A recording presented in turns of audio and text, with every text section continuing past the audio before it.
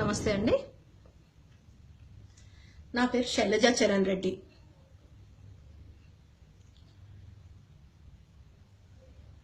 ఈరోజు నేను మీ ముందుకు ఎందుకు వచ్చానంటే,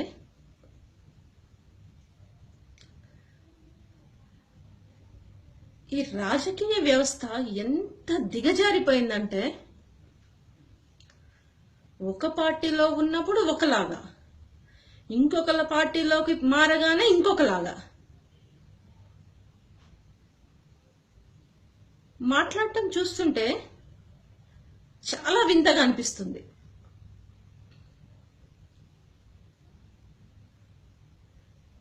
ఈరోజు భూమా అఖిలప్రియ గారు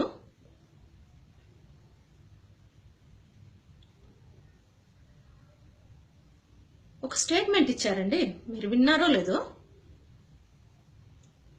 ఏమంటే, చంద్రబాబు గారి నాయకత్వంలో పనిచేయడం చాలా ఆనందంగా ఉందంట అమ్మాయికి.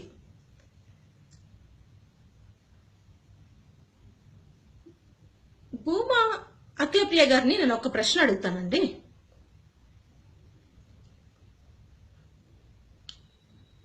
అమ్మ భూమా అఖిలప్రియ,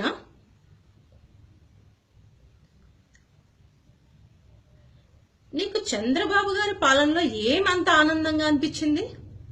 ఆయన నాయకత్వం అంత గొప్పగా ఎలా అనిపించిందమ్మా? అంటే నువ్వు నీ వ్యక్తిత్వాన్ని అమ్ముకొని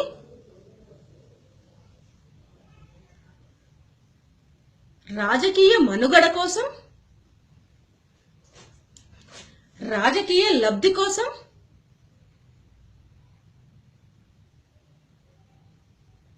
రాజకీయ మెప్పు కోసం మాట్లాడుతున్నావని అర్థమవుతుంది.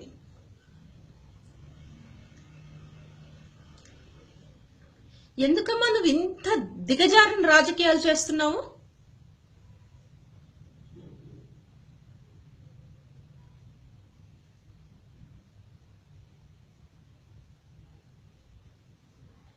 అదే మీ అమ్మా నాన్న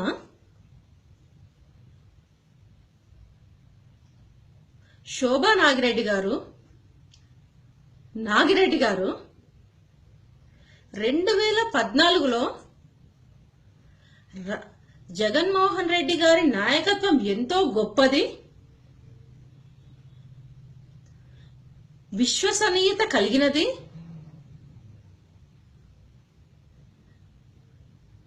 రాజకీయ విలువలతో కూడుకున్న నాయకత్వ పాలన అని ఎన్నో మీటింగుల్లో, ఎంతో మీడియా ముందు చెప్పారు.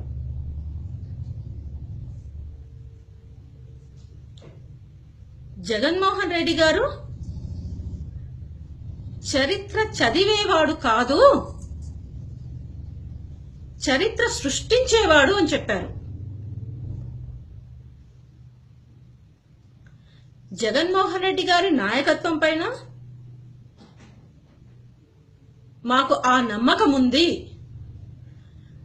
భవిష్యత్తులో రాజకీయ నాయకుడు అంటే విలువలతో, విశ్వసనీయతతో, మడమ తిప్పని, మాట తప్పని రాజకీయాలు ఎవరైనా చేస్తారు అంటే అది ఒక జగన్మోహన్ రెడ్డి గారే చేస్తారని నీ తల్లిదండ్రుల నోటి నుంచి ఎన్నో మీటింగుల్లో వచ్చిందమ్మా.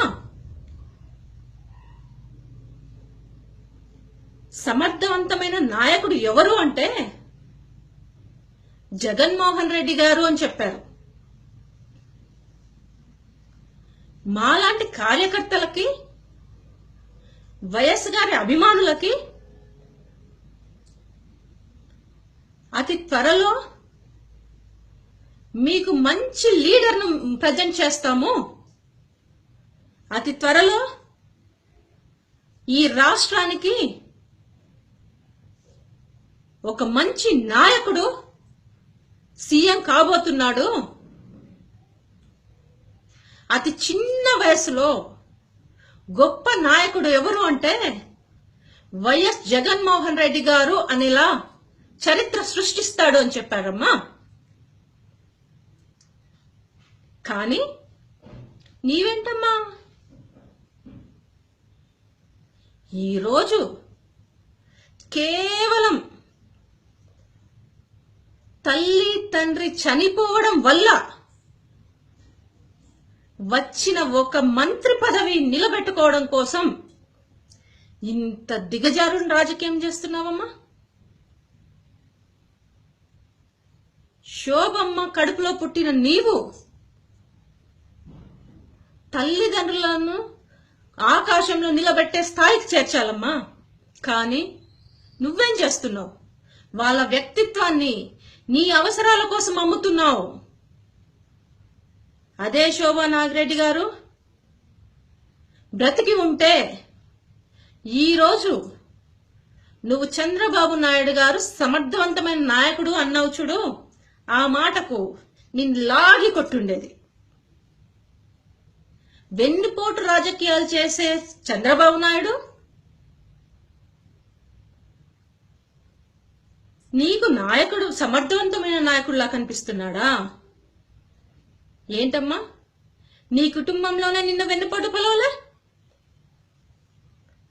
నీ తండ్రి మరణానికి కారణమెవరు? 2014 ఎలక్షన్స్ లో మీ నాన్న గెలిచిన తర్వాత మీ నాన్నను రాజకీయంగా తొక్కడానికి అనేక కేసులు పెట్టి, భయపెట్టి, లోపపెట్టి, మభ్యపెట్టి రాజకీయ వ్యభిచారం చేయించలేదా? నీ చేత, మీ నాన్న చేత రాజకీయ వ్యభిచారం చేపించాడు. అంతటితో ఆగాడా? కాలేదు కదా. మీ నాన్నకు హార్ట్ అటాక్ వచ్చి చనిపోయే వరకు విపరీతమైన టెన్షన్ పెట్టాడు. ఇది వెన్నుపోటు రాజకీయంలో అనిపించట్లేదా? ఎవరో ఎక్కడో ఎందుకమ్మా, నీ ఇంట్లోనే జరిగిన వెన్నుపోటు రాజకీయం ఎందుకు తెలుసుకోలేకపోతున్నావు? ఈరోజు ప్రజల్లోకి వెళ్తున్నానంటున్నావు, ఏమని చెప్పి వెళ్తావు నువ్వు? మీ అమ్మగారు, మీ నాన్నగారు జగన్మోహన్ రెడ్డిని ఆకాశంలోకి ఎత్తారు. జగన్మోహన్ రెడ్డి పొలిటీషియన్ కాదు, లీడర్ అని చెప్పారు. చంద్రబాబు నాయుడు పొలిటీషియన్, వెన్నుపోటుదారి. ఇంట్లో మామని చంపాడు, వెన్నుపోటు పొడిచాడు. మీ ఇంట్లో మీ నాన్నకు వెన్నుపోటు పొడిచాడు. రాష్ట్ర ప్రజలను వెన్నుపోటు పొడుస్తున్నాడు. ఇన్ని వెన్నుపోట్ల కారమైన వెన్నుపోటు నాయకుడిని నువ్వు ఎలా సమర్థవంతమైన నాయకుడు అంటున్నావమ్మా? ఫస్ట్ నువ్వు రాజకీయాల్లోకి వచ్చినావు. వచ్చిన తర్వాత నువ్వు తెలుసుకోవాల్సిన ముఖ్యమైన విషయం ఏంటంటే, పొలిటీషియన్ కి, లీడర్ కి తేడా తెలుసుకోమ్మా. సమర్థవంతమైన నాయకత్వ లక్షణాలు ఉన్నవాడు లీడర్ అవుతాడు. పదవుల కోసం వెన్నుపోటును కొలిచే అతను, డబ్బు కోసం, పదవి కోసం రాష్ట్ర ప్రజలను లెక్క చేయని వాడు, మంత్రి పదవే ముఖ్యం అనుకునేవాడు పొలిటీషియన్ అవుతాడు. ఎంతమందినైనా నరికేసి పైకి రావాలనుకుంటాడు, అతను పొలిటీషియన్ అవుతాడు. కానీ నాయకుడు కాడమ్మా. ఫస్ట్ గమనించుకో, తప్పు మాట్లాడుతున్నావు. నాయకునికి, పొలిటీషియన్ కి మధ్య చాలా భేదాలున్నాయి. నాయకుల్ని లీడర్ అంటారు, లీడర్ని ప్రజల గుండెల్లో పెట్టుకొని చూసుకుంటారు. కానీ పొలిటీషియన్ ని తూ అని ఉమ్మేస్తారు.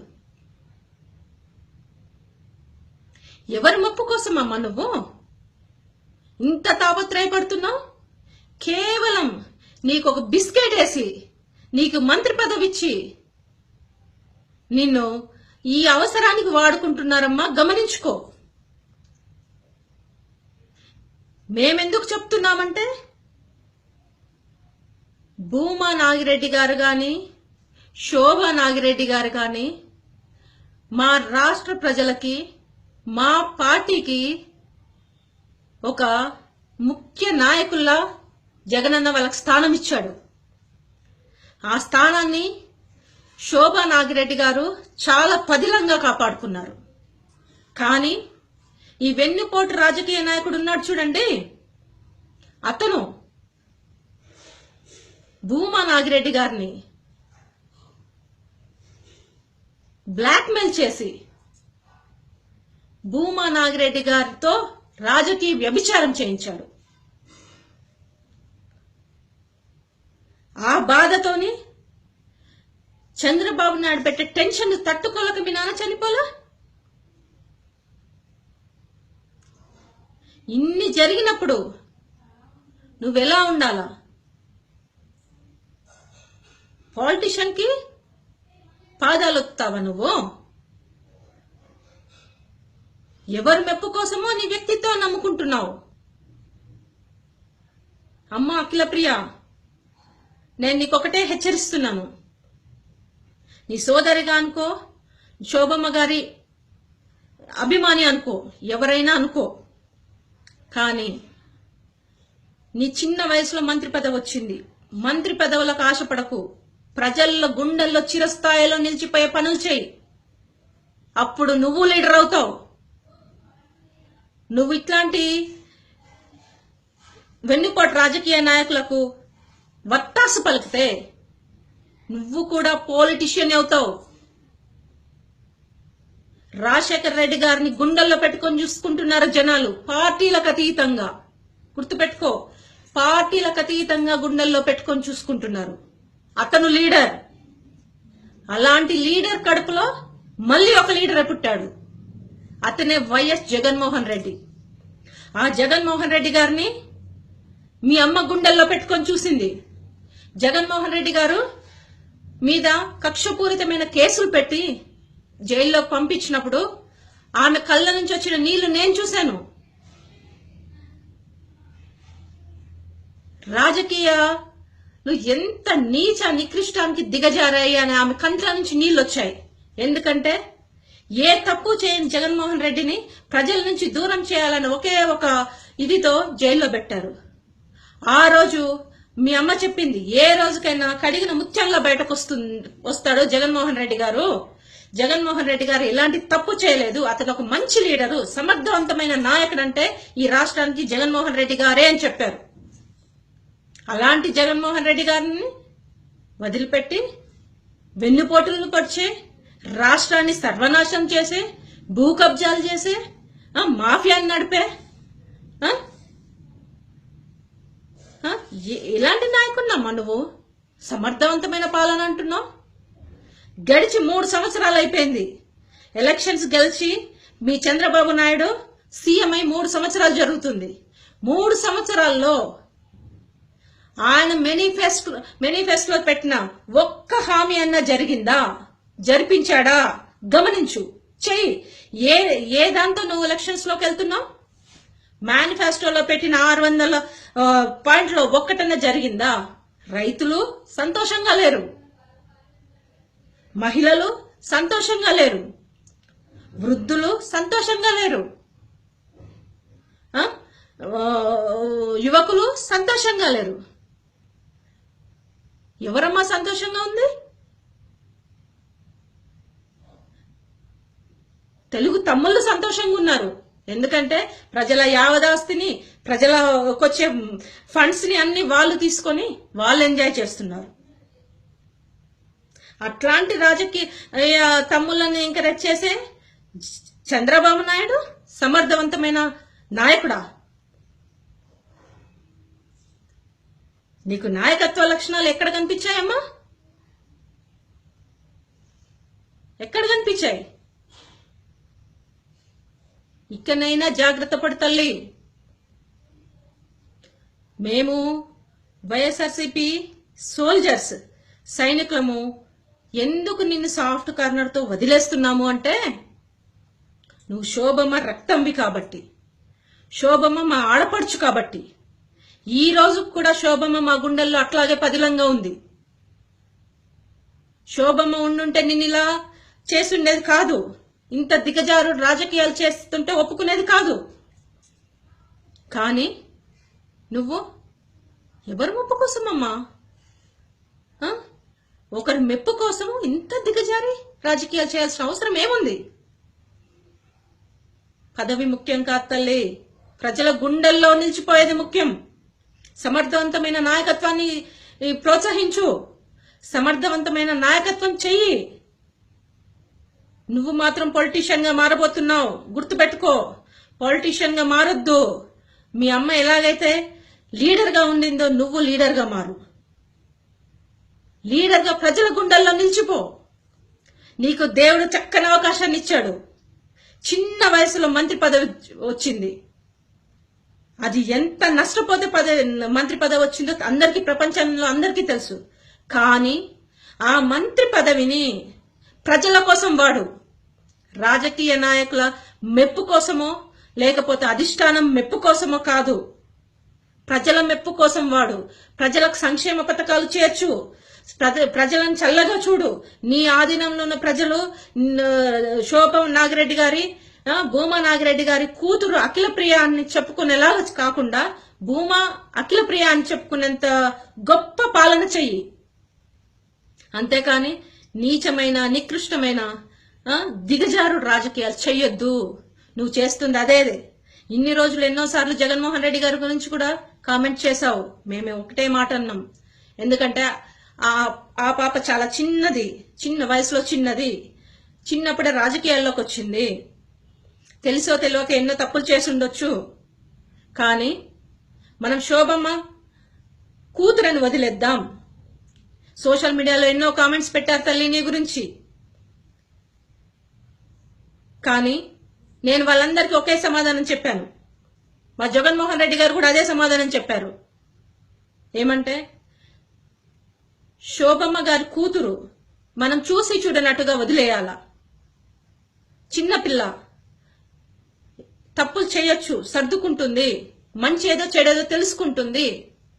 ఇప్పుడు పదవి వ్యామోహంలో ఉంది అని అనుకొని నేను వదిలేశాం. అంతేకాని మాకు చాతకాకో లేకపోతే చావలేకో నిన్ను వదిలేసింది కాదు.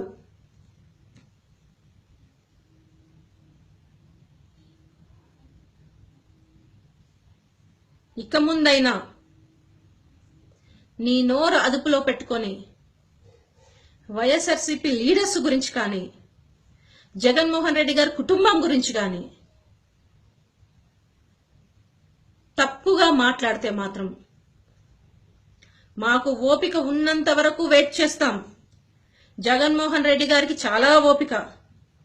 ఆ ఓపిక వల్ల మేమంతా కూడా ఆగిపోతా ఉన్నాం. జగన్మోహన్ రెడ్డి గారి నాయకత్వం విలువ తెలిసిన వాళ్ళం కాబట్టి మేము నీ గురించి ఏం మాట్లాడలేకుండా గమ్మున ఉండిపోతున్నాం. నీ పంతా మార్చుకో, నీ దారి మార్చుకో. నువ్వు ఒక రాజకీయ నాయకురాల్లా కాకుండా ఒక లీడర్లా ప్రవర్తించు. పాలిటీషియన్ గా కాదు. నువ్వు చిన్న వయసులో వచ్చావు, చిరస్థాయిగా నిలిచిపో. ఒక లీడర్ అవ్వు. ప్రజల సమస్యలు తెలుసుకో, ప్రజల గురించి పోరాడు. ఒకరి మెప్పు కోసం మాత్రం చేయొద్దు తల్లి. ఎలక్షన్స్ వచ్చాయి, నీకు ఇది చాలా ప్రెస్టేజియస్. నువ్వు ప్రచారం చెయ్యి, కానీ తప్పుడు ప్రచారాలు మాత్రం చేయొద్దు. ఆల్ ది బెస్ట్ తల్లి.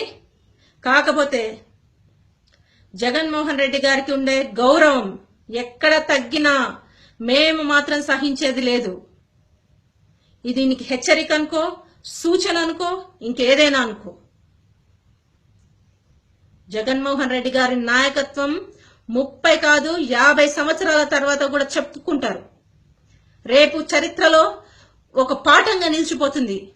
జగన్మోహన్ రెడ్డి గారు ఏంటి, జగన్మోహన్ రెడ్డి గారి నాయకత్వం అంటే ఎలా ఉంటుంది అనేది చరిత్రలో ఒక పాఠంలా చెప్పుకుంటారు. అది నువ్వు చూస్తావు, రేపు నీ పిల్లలు చూడొచ్చు. జాగ్రత్త తల్లి. ఇంకెప్పుడు నోటు జారినా కానీ మేము సహించేది లేదు. బాయ్. All the best.